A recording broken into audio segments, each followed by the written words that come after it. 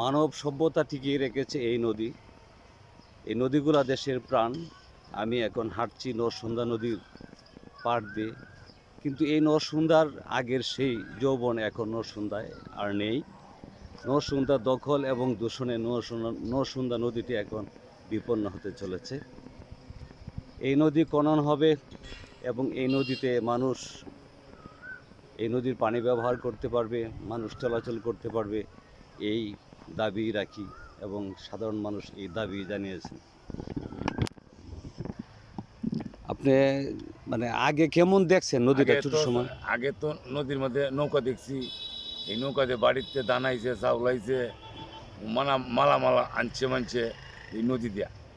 এখন তো আর নৌকা তো আর আইতে পারে না, সুইচ গেট বন্ধ করে নিয়ে নদী আর আসতে পারে না।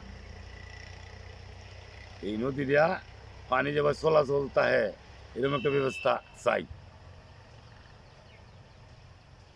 এখন নদীর পানির কি কি অবস্থা? পানি কি কোনো ব্যবহার করা হয়? আগে কি ব্যবহার করতো, এখন কি ব্যবহার করা হয়? আগে বুর গোসল পারছি, কাপড় চোপড় যা সম্পূর্ণই ব্যবহার করছি, এখন করতে পারি না, পানি বা চলাচল নাই।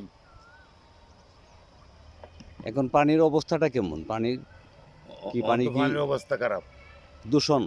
জি, দূষী পানি, পানি কালো হয়ে গেছে। এই কালো হওয়ার কারণটা কি?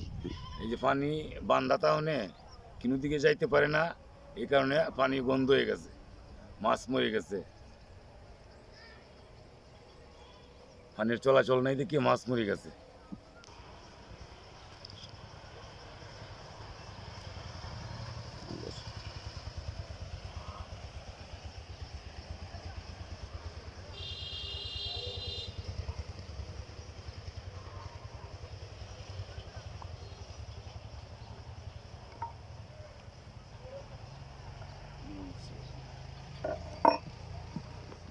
মানে আগে তো দেখছেন যে নদীতে নৌকা চলছে, হ্যাঁ, নৌকা চলছে, ধান আইছে, আপনারাও চলাচল করছেন, করছি, কিন্তু গোসল এই সময় করছি। তো নদীর এক সময়ের খরস্রোতা নরসুন্দা নদীটি এখন দখল এবং দূষণে বিপন্ন হতে চলেছে।